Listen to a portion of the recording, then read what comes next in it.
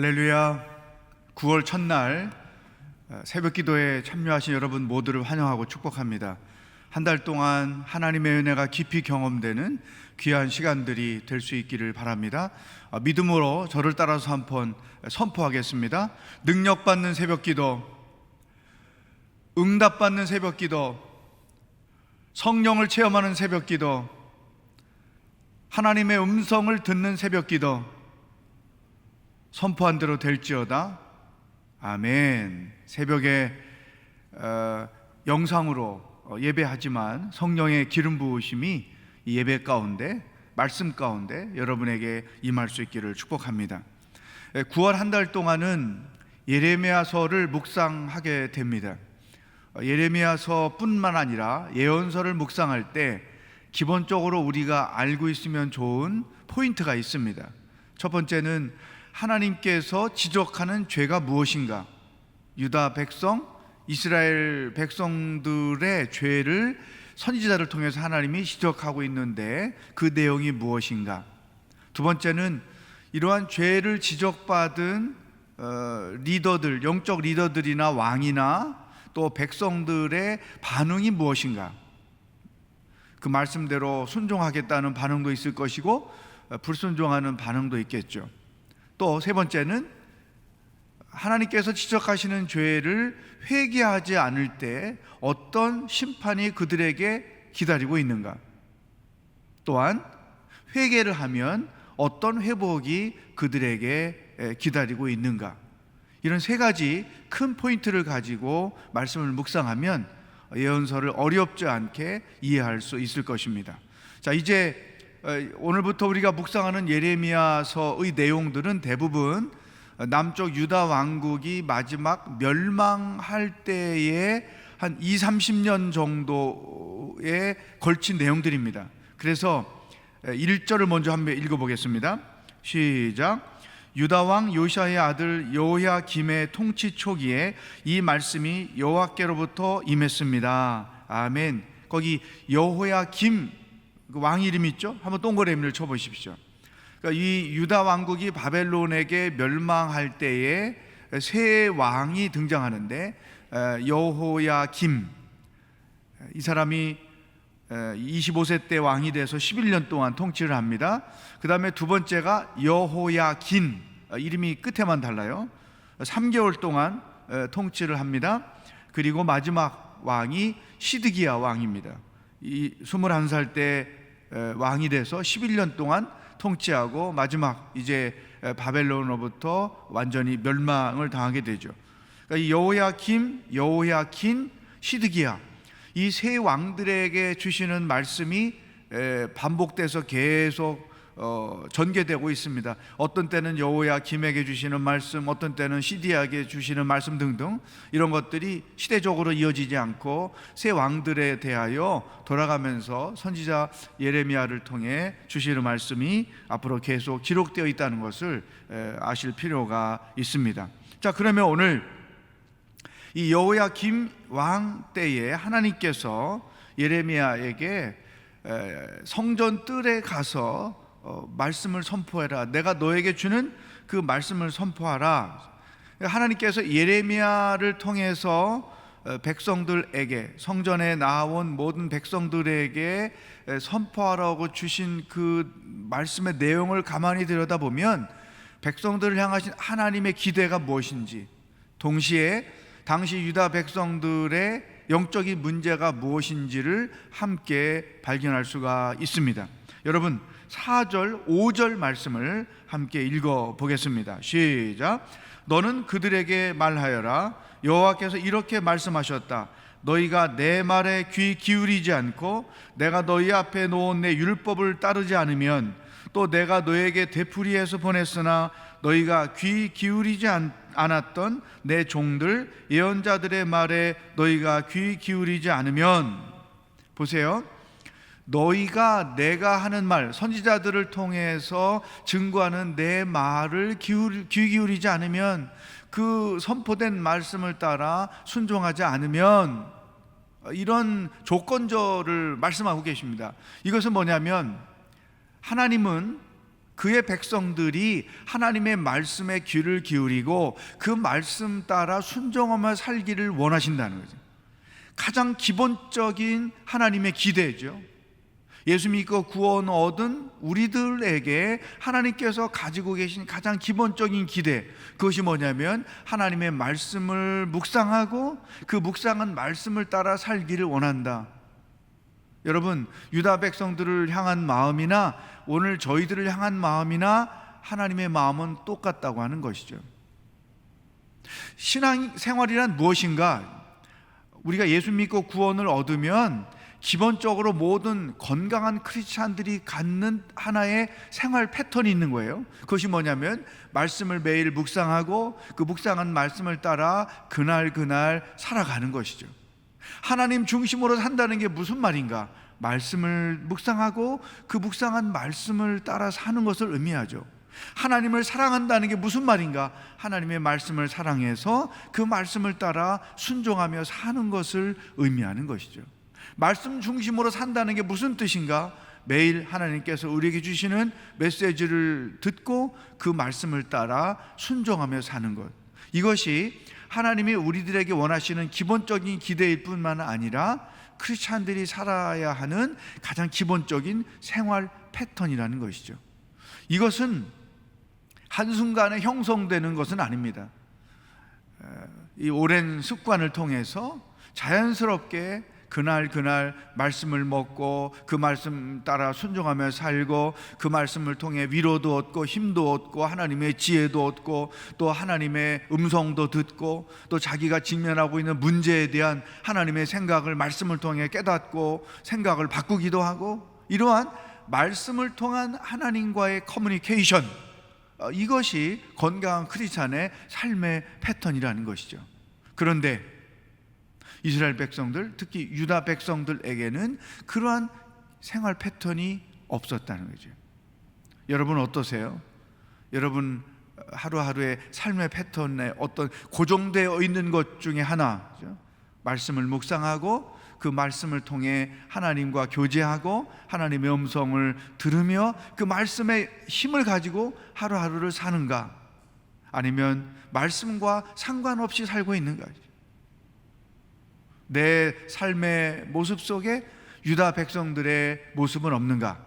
오늘 우리에게 주시는 첫 번째 말씀인 것이죠.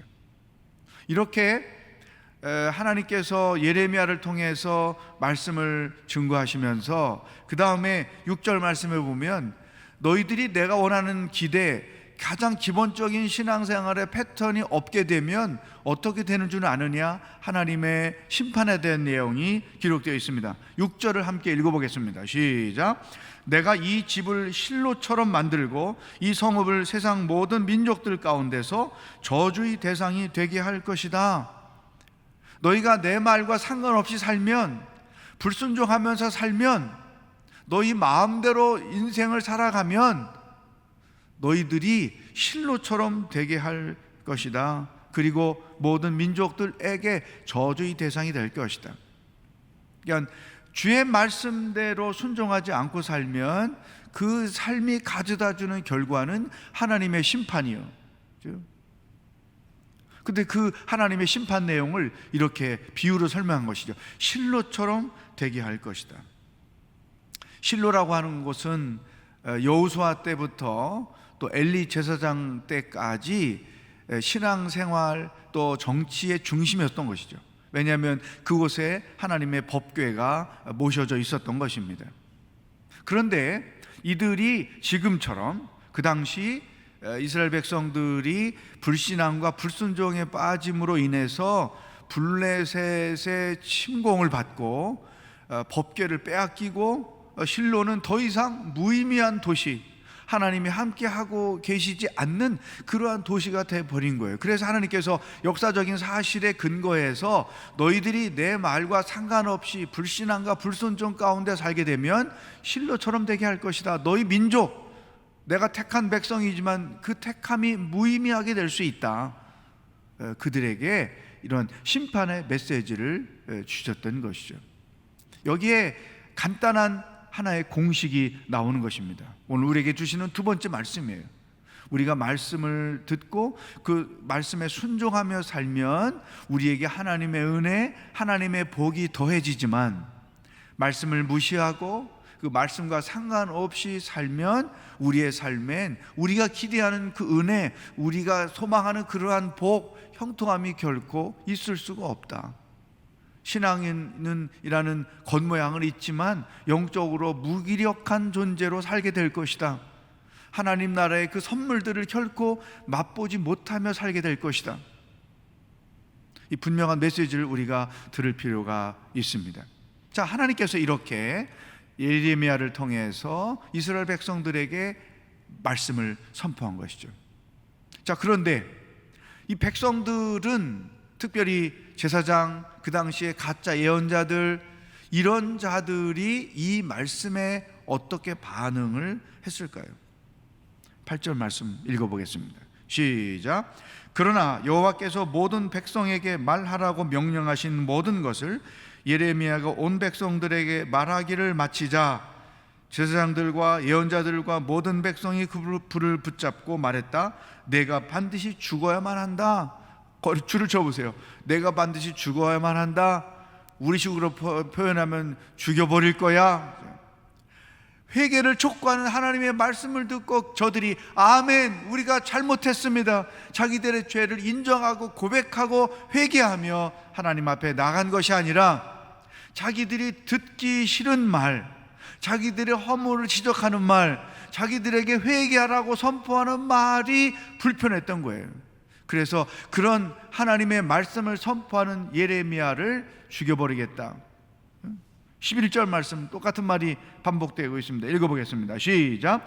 그러자 제사장들과 예언자들이 그 관료들과 모든 백성에게 말했다. 이 사람이 죽는 것이 합당하니 이는 당신들의 귀로 들은 것처럼 그가 이 성읍을 대적해서 예언을 했기 때문이다. 이 성읍이 회개하지 않으면 실로처럼 될 것이라는 그 말에 이들이 화가 난 거예요.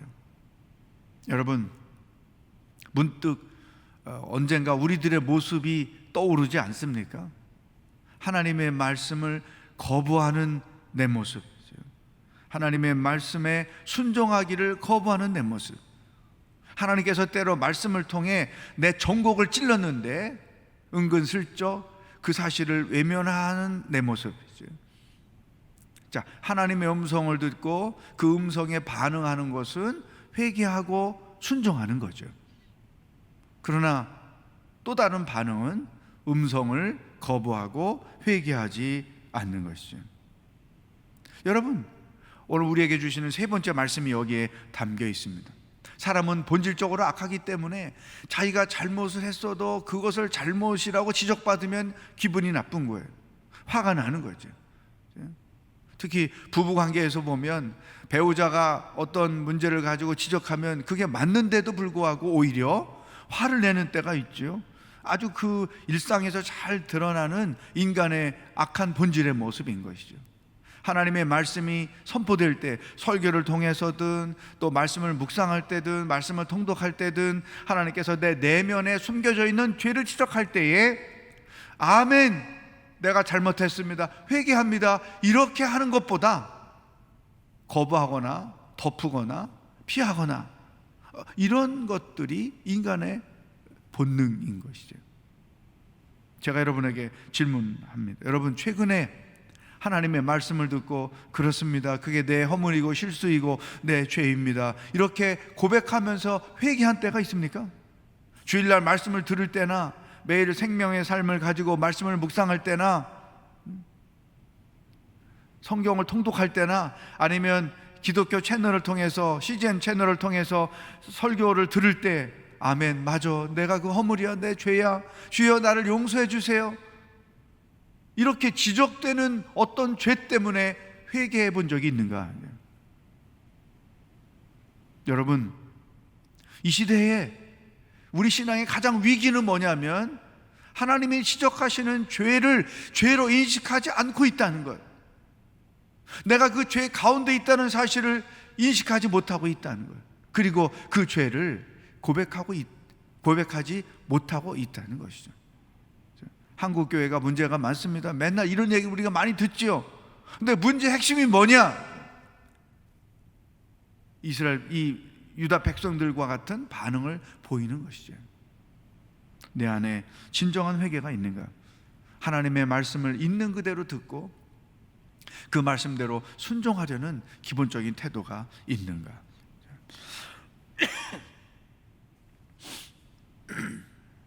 이런 죽음의 위협을 하니까 14절 예레미야가 어떤 태도를 취하는지 보십시오. 시작. 보라, 나는 너희 손안에 있다. 너희 생각에 좋고 올바른 것으로 내게 행하라.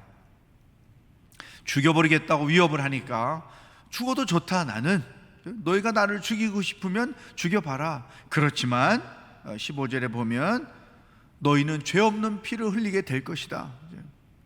마지막으로 우리에게 주시는 말씀이죠. 이런 하나님의 미션을 수행하는 데는 반드시 고난이 있습니다. 어떤 모양으로든 우리는 늘 고난이 있다는 사실을 인식해야 됩니다. 그리고 또 한 가지는 하나님의 뜻을 행함에 있어서, 더 나아가서 크리스찬으로서 삶에 있어서 하나님의 말씀대로 순종하며 사는 것에 있어서 어떤 위험이나 두려움 앞에 결코 넘어져서는 안 된다.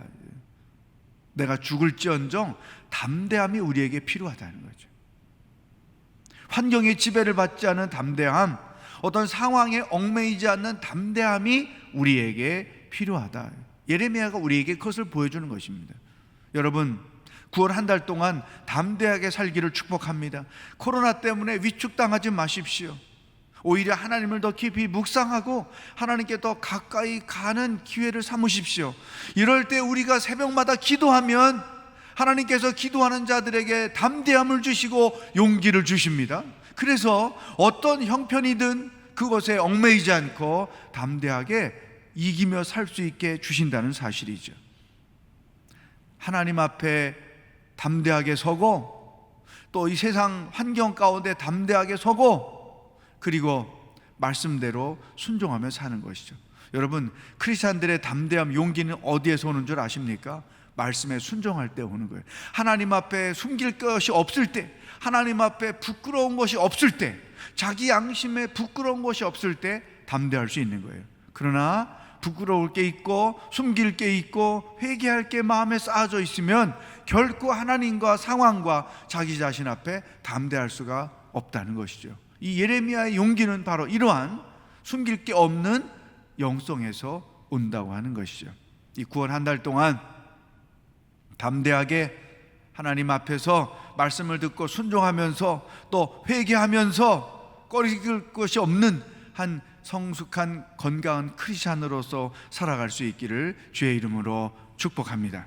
오늘 주신 말씀을 가지고 함께 기도하기를 원합니다. 하나님의 기본적인 기대, 우리가 그 말씀을 통해서 하나님의 음성을 듣고 그 음성에 순종하며 사는 자가 되기를 원합니다. 하나님, 내 안에 회개가 메말랐습니다. 하나님의 말씀을 통해 지적하시는 그 죄를 깨닫고 고백하며 하나님 안에서 담대하게 살아가는 자가 되게 하여 주옵소서. 불신앙으로 반응하지 않고 불순종으로 반응하지 않고 하나님의 말씀 앞에 늘 신앙과 순종하는 태도로 반응하며 살게 하여 주옵소서. 코로나 때문에 우리가 예배를 드리지 못하고 있습니다. 주여, 이 백성을 불쌍히 여기시고 예배가 회복되게 하여 주시고 코로나가 지혜롭게 잘 처리될 수 있도록 이 나라 이 백성을 지켜주시고 인도하여 주시옵소서. 다 같이 믿음으로 합심해서 기도하겠습니다. 하나님 아버지, 감사합니다. 찬양합니다. 오늘도 말씀을 통해 오늘 하루를 어떻게 살아야 하는지 우리들에게 말씀하여 주시니 감사합니다. 하나님, 내가 신앙인으로서 가져야 될 가장 기본적인 태도, 말씀을 듣고 그 말씀대로 순종하며 사는 것입니다.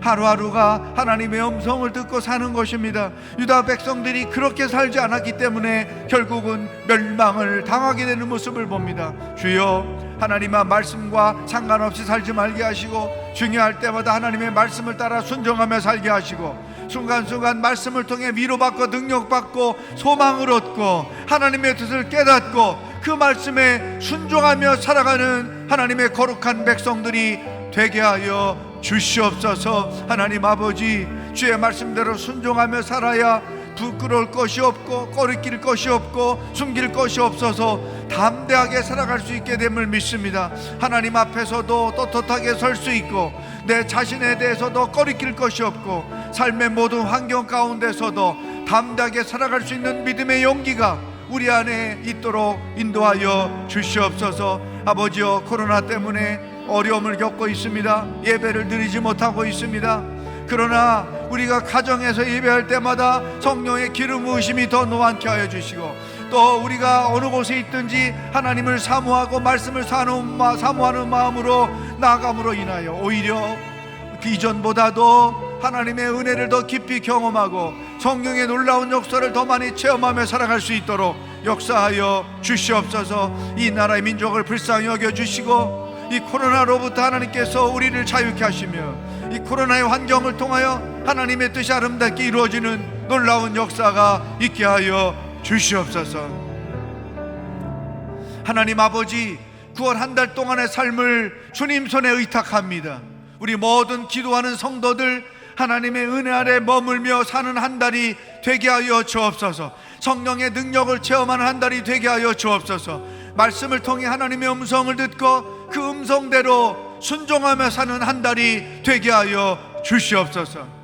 코로나라는 환경에 지배를 받아 억눌려 살지 말게 하시고 오히려 담대하게 이 상황을 이기며 하나님을 더 찬양하며 하나님께 더 가까이 나아가는 은혜의 시간들이 계속될 수 있도록 역사하여 주옵소서. 하나님, 우리는 연약합니다. 무기력합니다. 이 코로나 상황을 이겨낼 힘이 없습니다. 하나님께서 불쌍히 여겨 주셔서 이 나라 이 민족을 긍휼히 여겨 주셔서 이 코로나 상황을 지혜롭게 대처하여 우리 모두가 다 이 질병으로부터 벗어날 수 있도록 성령 하나님 은혜를 더하여 주시옵소서. 오늘도 우리와 동행하실 하나님을 기대하며 예수 그리스도의 은혜와 하나님의 사랑과 성령의 교통하심이 하나님의 말씀을 통해 하나님의 음성을 듣고 뜻을 알고 그 말씀대로 순종하며 살기로 결단하는 기도하는 모든 백성들과 복음을 들고 세계 곳곳에서 애쓰며 수고하시는